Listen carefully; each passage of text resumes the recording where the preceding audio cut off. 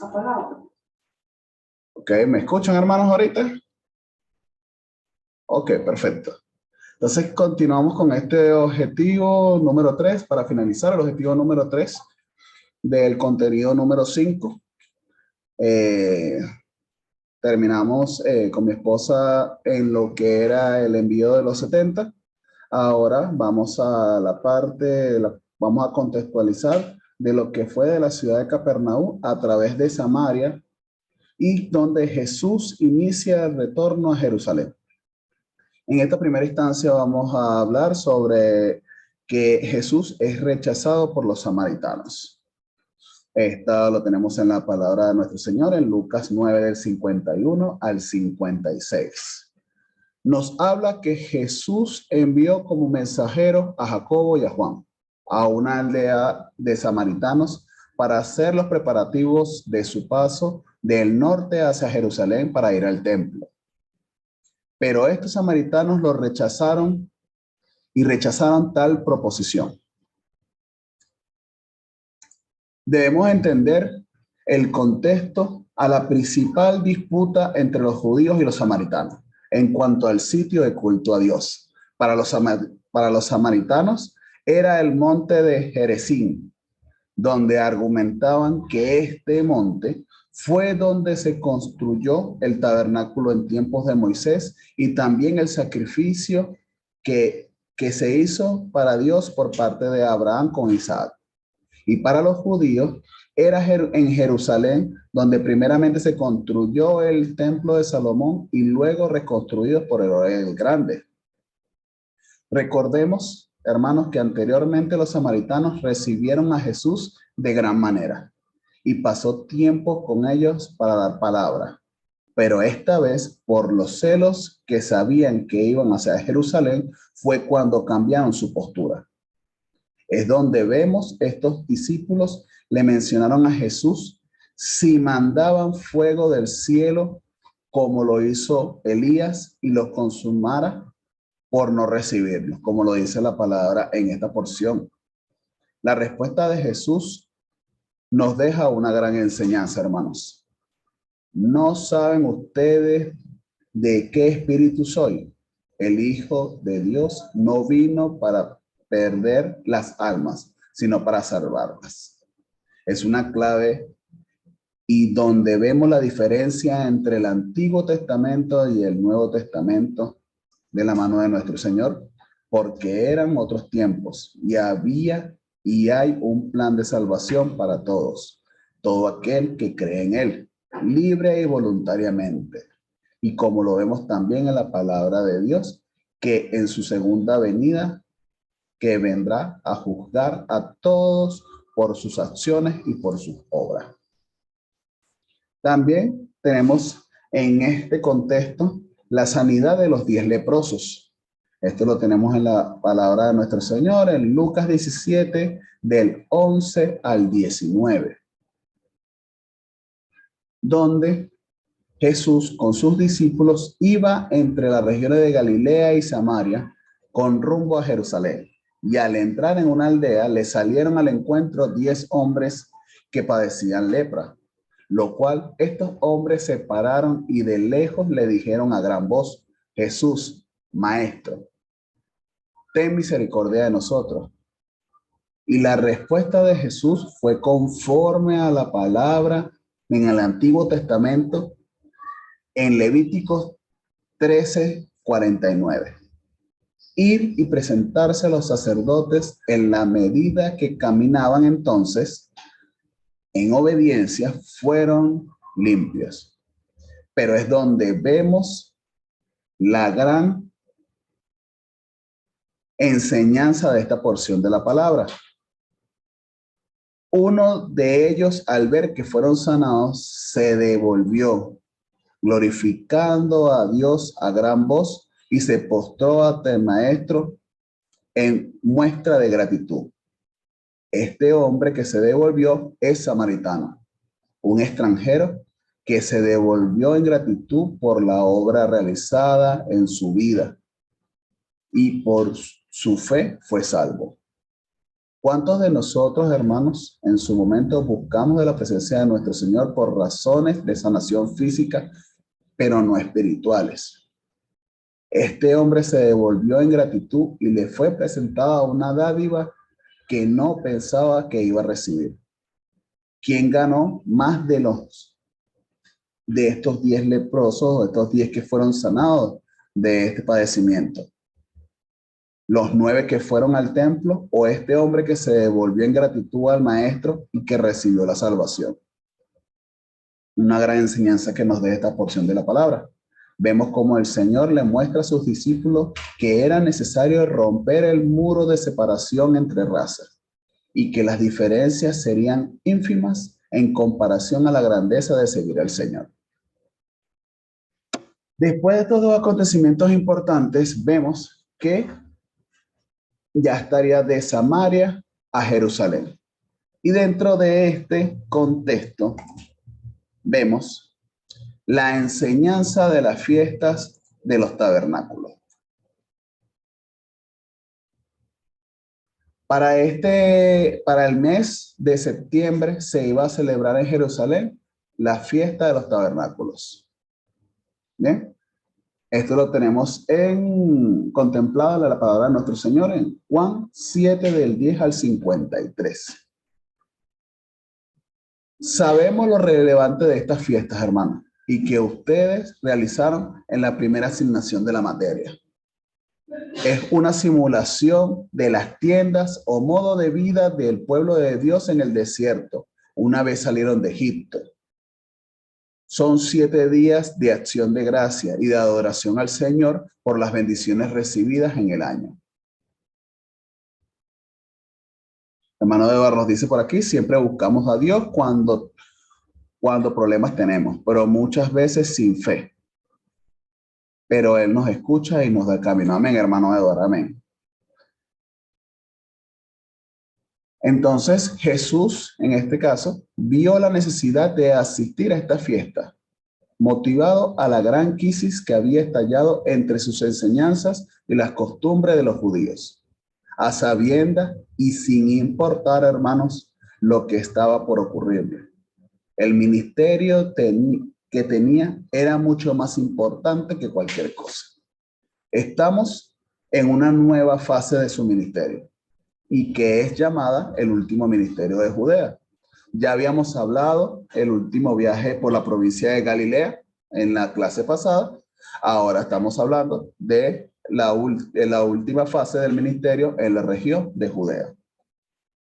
Vemos cómo Jesús tuvo una gran hostilidad en Jerusalén y que no pudo hacer muchas cosas, pero todo lo contrario en el resto de las aldeas de Judea, que sí lo oyeron y había una gran popularidad. Todo estaba preparado para que pudiera llegar Jesús a estas fiestas, a pesar de la hostilidad. Primeramente cuando envió a sus apóstoles de 2 en 2 y luego cuando envió a los 70 para continuar su obra en su nombre, como ya lo hemos hablado la clase pasada y hace pocos momentos. Durante estas fiestas hubo un gran murmullo, ya que el pueblo y los líderes religiosos preguntaban por Jesús. Era el centro de todas las conversaciones de los judíos en ese momento. Lo cual Jesús subió al templo y comenzó sus enseñanzas. Y muchos judíos se maravillaban con el conocimiento de las escrituras que tenía sin haber estudiado. Y es donde vemos la respuesta de Jesús, que su doctrina no es de él, sino del que le envió. Nos enseña que la doctrina de Dios viene a ser su voluntad. Hay que diferenciar entre lo que es la voluntad nuestra a la que es la voluntad de Dios. Jesús confronta a los detractores con un ejemplo claro que le fue dada en la ley de Moisés, pero que ninguno la cumple, ya que procuran matarle. Les dice Jesús, ¿qué demonio tienen que quieren matarnos? Y sabiendo que no están haciendo la voluntad de Dios, sino la de ellos y sus propios intereses.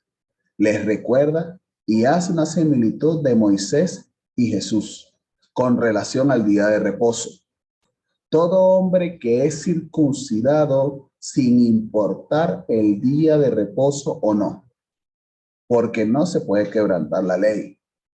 ¿Y por qué se enojan conmigo? Dice Jesús, cuando sané completamente a un hombre en el día de reposo. Exhorta a juzgar con juicio justo y no por hacerlo con injusticia. Leemos y analizamos cómo Jesús se muestra como o en su verdadera naturaleza, quien fue enviado por el Padre y que ustedes no conocen, pero Jesús sí le conoce, porque fue él quien le envió. A pesar de la intérpretez, nadie le echó mano a Jesús porque todavía no era su hora. Jesús mencionó que estará un poco más de tiempo con ellos, pero después irá a un sitio donde vosotros no podrá ir, y me buscarán y no me hallarán. Y es donde los juicios, y es donde los judíos se preguntaban dónde irá, que no lo conseguiremos. Quizás irá a donde los griegos, de una manera muy incrédula, buscando contextos del mundo. Todavía no se imaginaban de lo que estaba por venir y con una capacidad finita de este mundo. El último día de fiesta, Jesús alzó la voz y menciona, si alguno tiene sed, como lo menciona en su palabra, si alguno tiene sed, venga a mí y beba.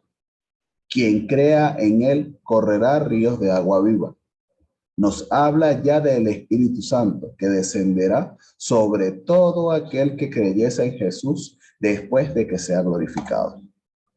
Hubo una gran división entre la multitud, ya que unos decían que era profeta y otros que no creía que Cristo viniera de la región de Galilea. Las escrituras especifican que Cristo debe venir del linaje de David y de donde era él, de la ciudad de Belén. Los fariseos enviaron a aprenderle, pero los alguaciles, estos alguaciles, estamos hablando de que son los guardias del templo, no pudieron hacerlo, ya que estaban maravillados de las cosas predicadas por Jesús. Y menciona que ningún hombre ha hablado de estas cosas.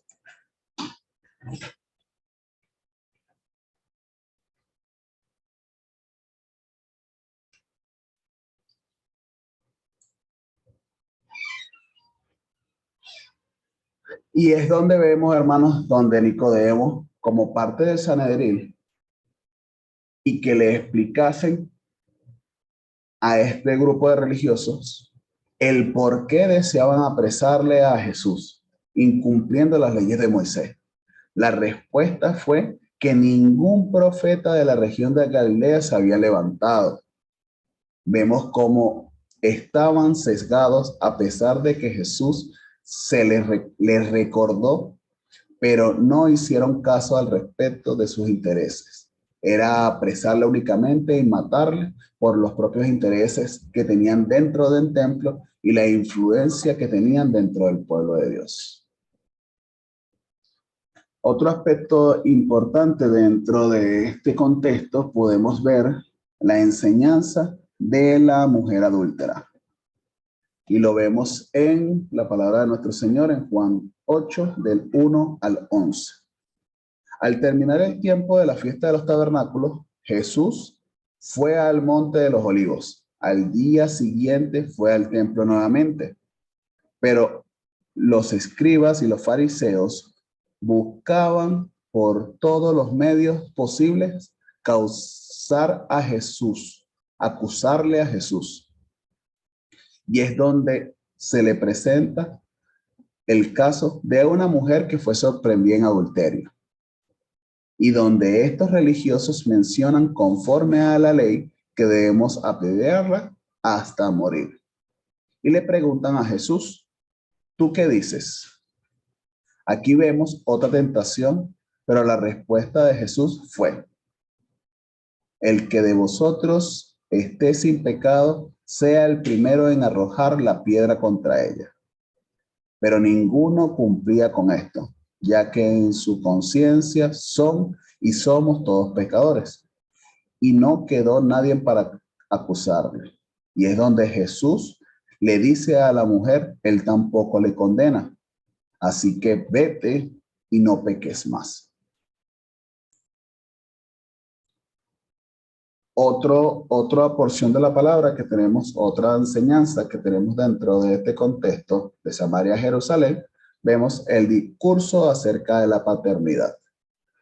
Lo vemos en la palabra de nuestro Señor en Juan 8, del 15 al 58. Hemos visto cómo Jesús ahora confronta aún más a los líderes religiosos y presenta abiertamente su naturaleza como hijo de Dios y otras verdades que las intenciones y vean las verdaderas intenciones que tenían estos líderes religiosos para con él.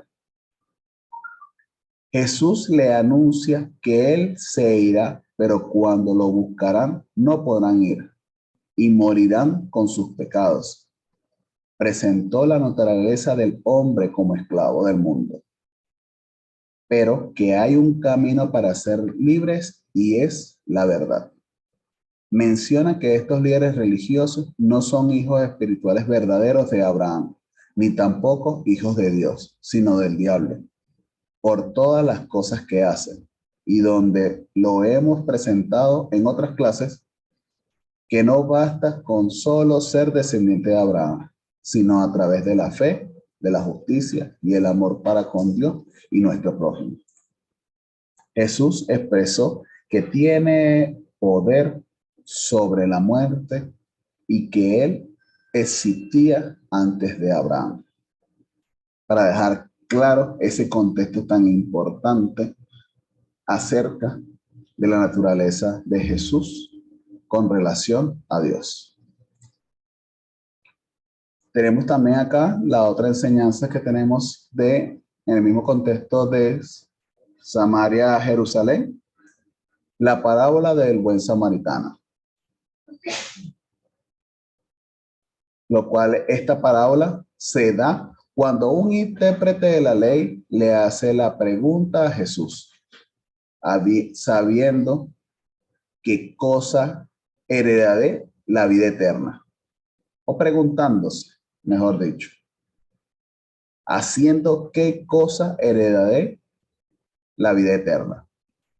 Sabemos cómo ha pasado en muchos momentos. El intérprete no quería luz, solo quería exponer a Jesús y a que respondiera mal. Pero en la inmensa sabiduría de nuestro Señor presenta esta parábola. Para resumir y para apreciar esta porción de la palabra, nos habla de primer y segundo mandamiento de amar al Señor tu Dios con todo tu corazón, con toda tu alma, con todas tus fuerzas, tu mente y a tu prójimo como a ti mismo. Y es donde le cuenta sobre un hombre que cae en manos de ladrones, que lo despojaron de todo y lo dejan muy mal herido. Y es donde pasa un sacerdote y un levita que no le presta atención al hombre y siguen de largo.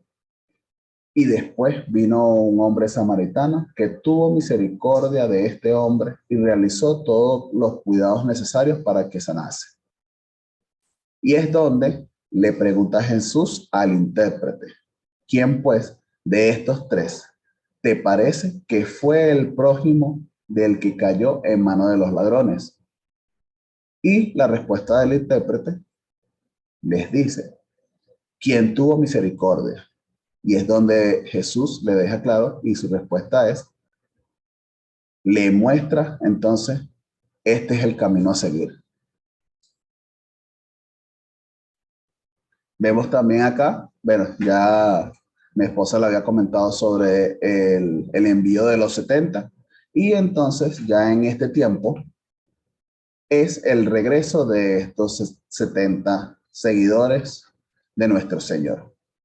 Vemos cómo los discípulos regresaron con gran gozo al poder hacer muchas obras en nombre de Jesús.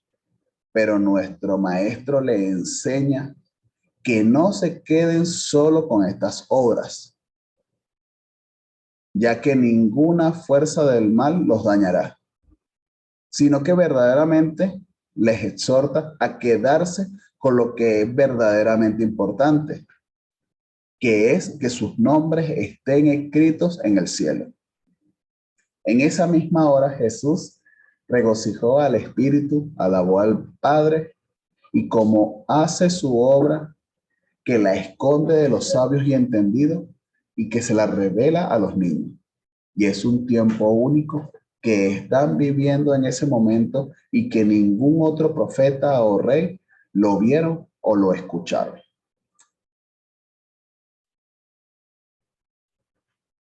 Pasamos también a lo que es la parábola del amigo impertinente. Y esa la tenemos, esta palabra la tenemos en la palabra de nuestro Señor en Lucas 11, del 5 al 13. Nos habla, hermanos, de un amigo que recibe una visita a medianoche y no tiene nada que darle. Y es donde le pide ayuda a otro amigo para poder solventar tal situación.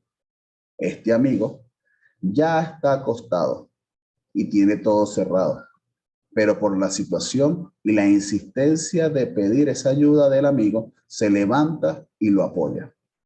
Es donde nos enseña la perseverancia y la constancia de las cosas que hacemos, ya que dice en su palabra, pedid y se os dará, buscad y hallaréis, llamad y se os abrirá.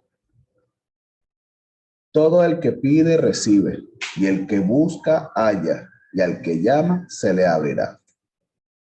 ¿Quién de nosotros sigue la palabra en la parábola en esta enseñanza? ¿Quién de nosotros teniendo un hijo que te pide pan le das una piedra? ¿O te pide un pescado y le das una serpiente?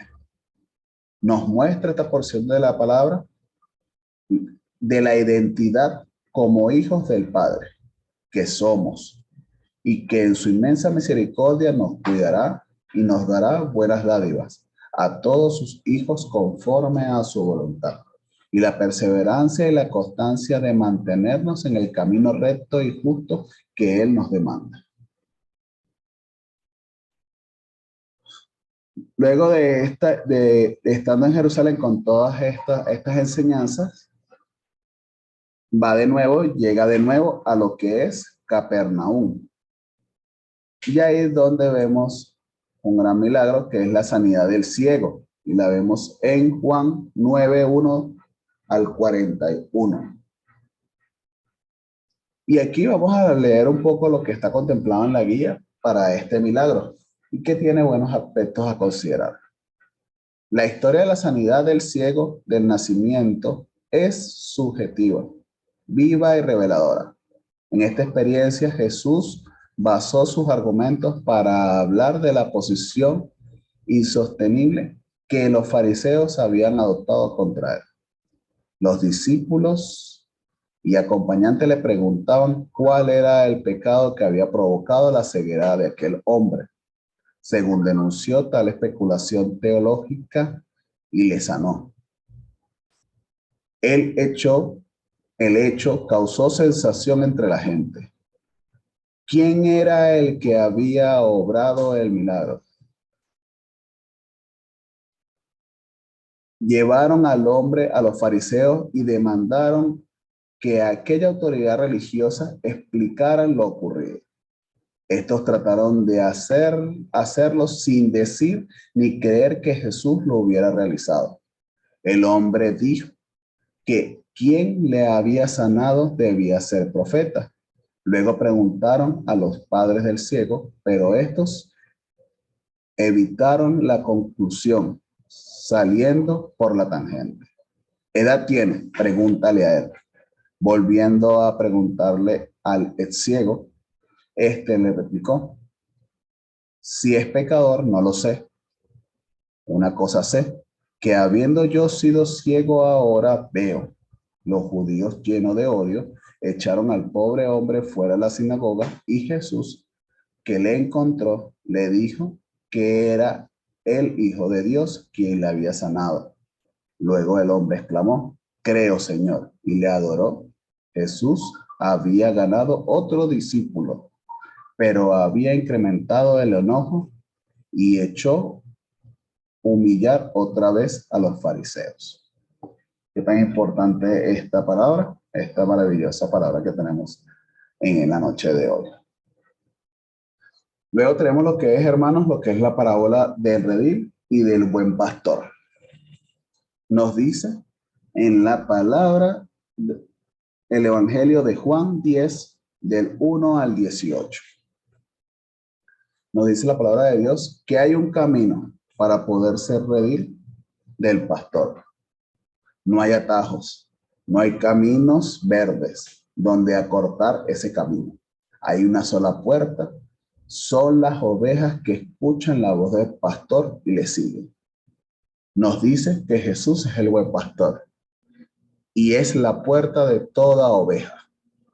Van a venir ladrones, salteadores y lobos, pero las ovejas no escucharán a estas voces, solo la del buen pastor. Toda oveja que escucha la voz del buen pastor, que le sigue, será salvo y tendrá buen pasto. Dicho pasto, que será de gran abundancia para vida. Es un buen pastor que da la vida por sus ovejas, para que estén a salvo y no les pase nada.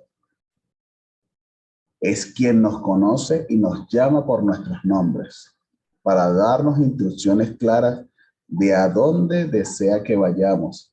Y es Jesús, Hijo de Dios, quien le dio esta potestad para tomar todas las ovejas que creyesen en él para guiarlas.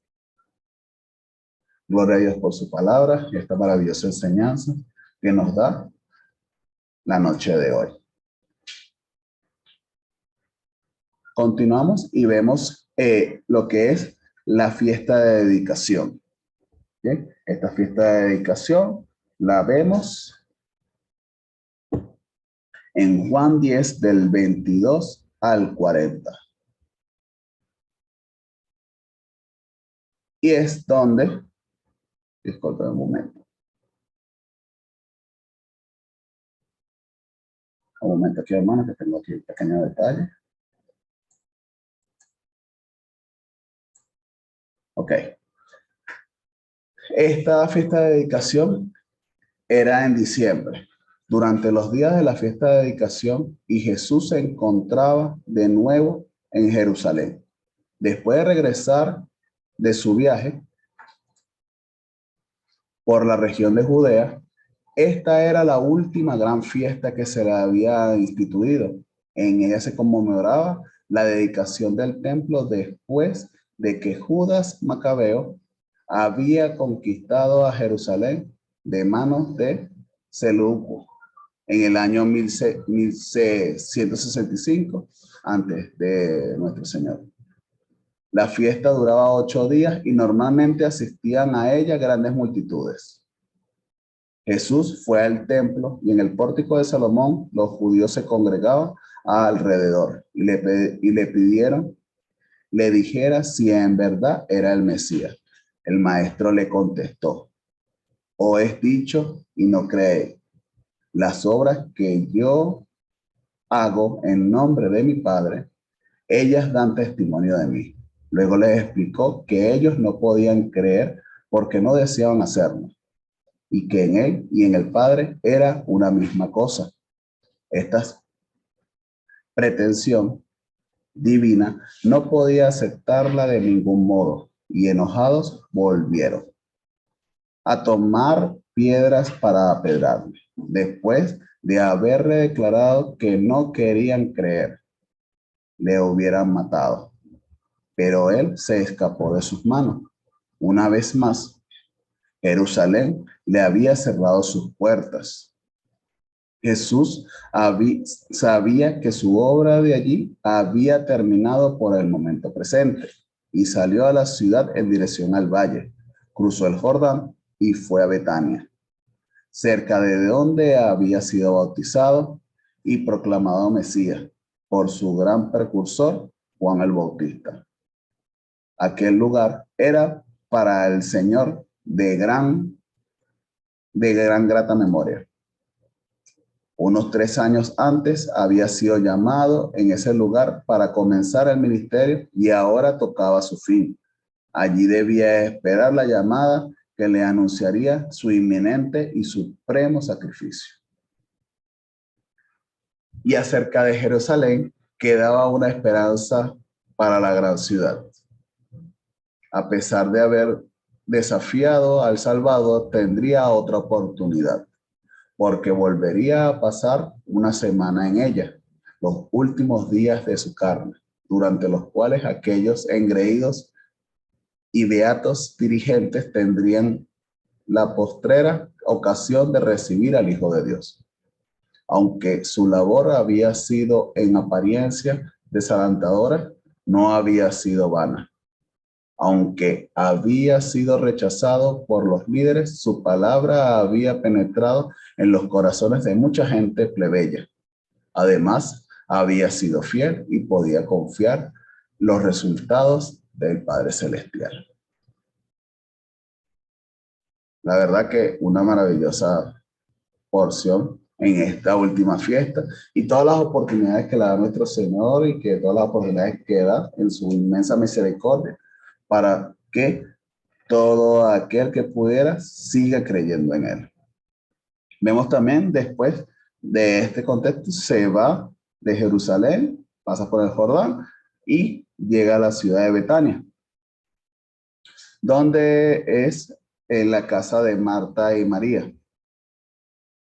Parece ser que cuando Jesús estaba en Galilea, moraba en la casa de Simón Pedro en Capernaum. Sabemos que ese era como el sitio, la ciudad estratégica en la región de Galilea. Pero en la región de Judea, realmente buscaba siempre que el sitio estratégico donde normalmente pasaban más tiempo era en Betania. De ahora en adelante parece que disfrutó la hostilidad de un buen hogar en Betania. En esta pequeña aldea se encontraba a unos 3 o 4 kilómetros del suroeste de Jerusalén. Lázaro, Marta y María recibieron a Jesús en su casa y allí pudo encontrar por lo menos ese descanso. Estas dos hermanas, ambas devotas seguidoras de Jesús, representaban los dos tipos de cristianos. Marta era eminentemente práctica, una buena ama de casa que procuraba servir.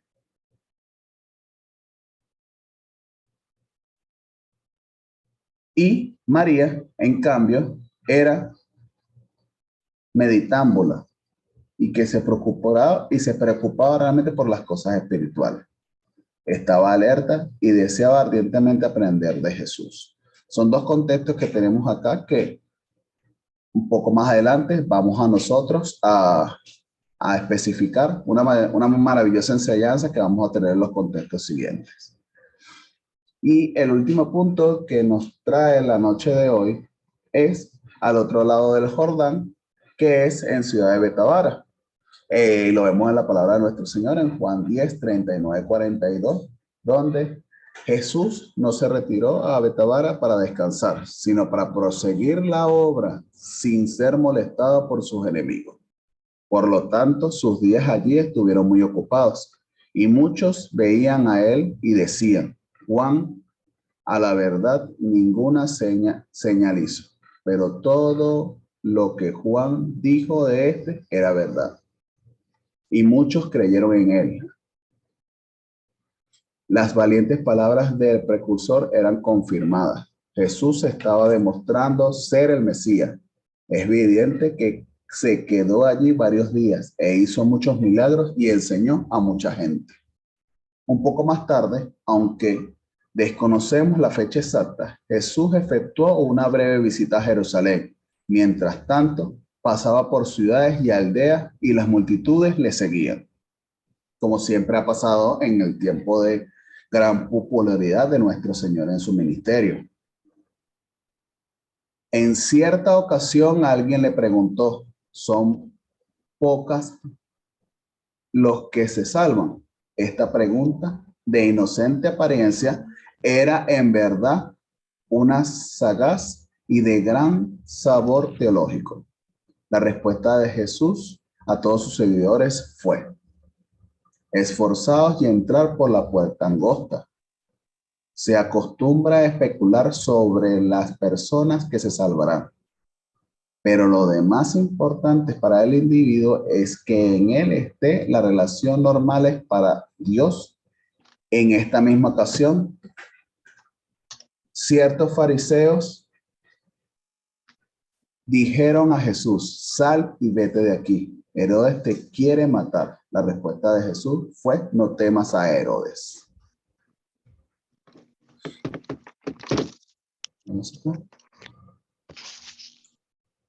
Ok, hermanos, en este momento finalizamos lo que es el contenido de lo que es la clase de este contenido número 5. Bien, lo que vamos a hacer en este momento, bien, todas las preguntas, inquietudes o dudas que hayan tenido, vamos a abordarlas en un último tiempo para entonces nosotros ir desarrollando todos estos aspectos necesarios. ¿De acuerdo, hermanos?